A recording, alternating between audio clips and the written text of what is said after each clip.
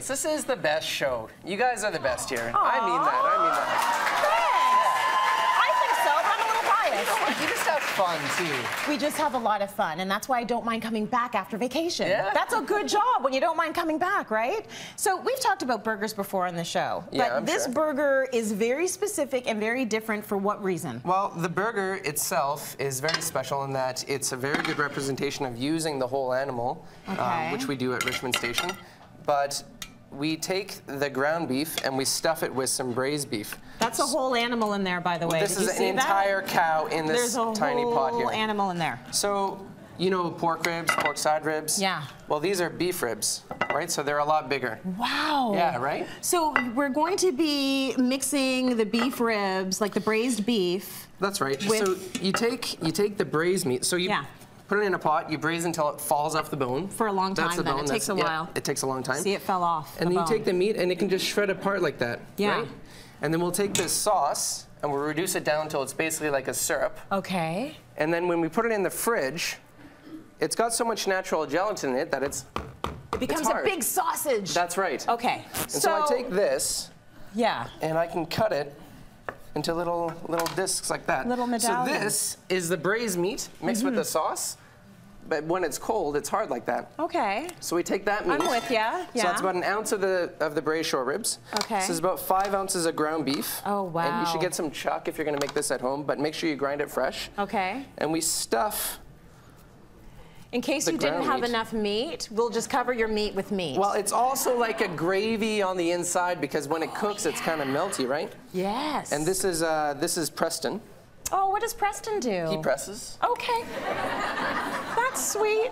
Good. Okay. Oh my gosh, everyone needs a Preston. Yeah, everybody needs one. So your hamburgers actually look like the ones from the store rather than like a big clump of a hockey puck thing. That looks perfect. Yeah, and you can. That's great. They're actually not that expensive and they last forever. Oh, they're so not, huh? the burger goes into a pan.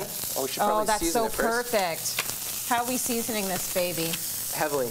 Okay, a lot of salt? Well, there's no salt on the inside, right? Right. So salt and pepper, and we'll put some more salt on the other side. Okay, go to town. Yeah, exactly. Now the key here is that you want to sear it until you get a really nice crust on the one side.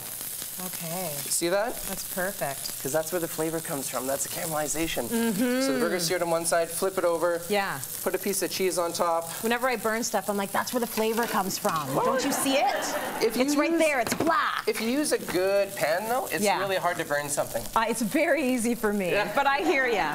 I get it. Okay, fair enough. So we put the cheese on. What kind of cheese did you use? This is just a cheddar cheese, and I love the combination of dry aged beef and cheddar cheese, and then all the sort of toppings lend to that as well. So come on over here. Okay. We've made a bun.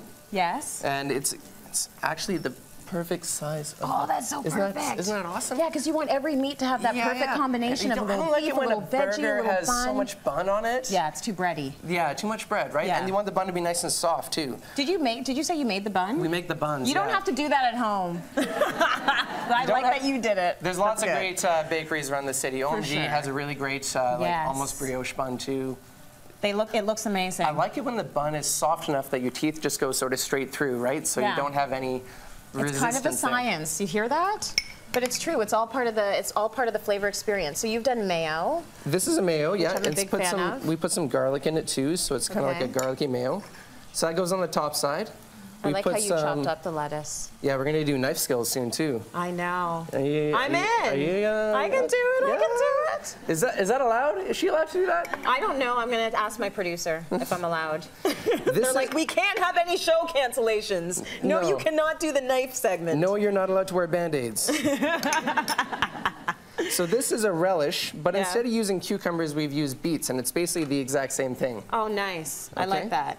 Okay, so now we've got the bun perfect. We've got the veggie on the bun.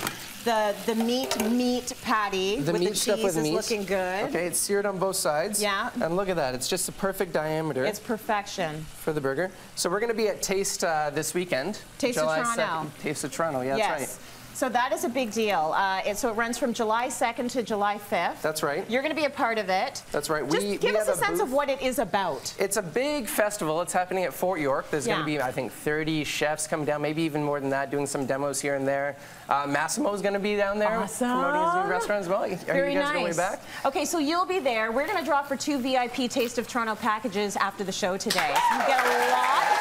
It's a great event. Make sure you check it out and stay tuned for my knife skills.